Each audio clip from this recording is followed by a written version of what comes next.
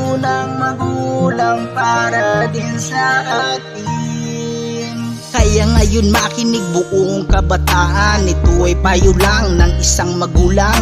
Mag-aral lang mabuti, pangarap pagsikapan, payo ng magulang, wag na wag mong kalimutan. Ang pag-aasawa dapat mo munang kalimutan, kung ayaw mong ikaw lang din yung mahirapan.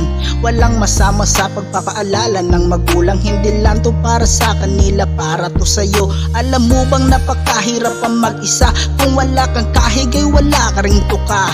Mahirap sa gitna ng dilim, wala kang makapa, kaya habang bata ka pa may pag-asa ka pa. Makinig palagi sa payo ni ama at ina, kailangan mo lang to pa rin mga pangarap nila.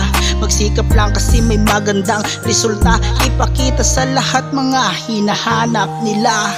Unahin ang dapat para may anihin, kaalaman ay palawakin. Hiling ng magulang ay tuparin, payo ng magulang para din sa atin.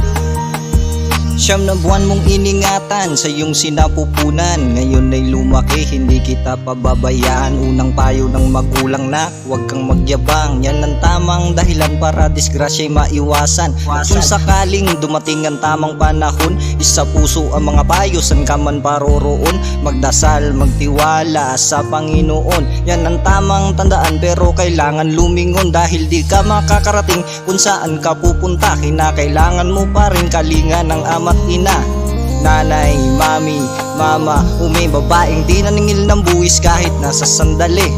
Tatay, daddy, papa, ama, sila yung mga taong sinungaling at may pagpakumbaba. Ito'y pagmamahal at sana'y baunin mo ang mga payo ng magulang ay ipadama mo. Unahin ang dapat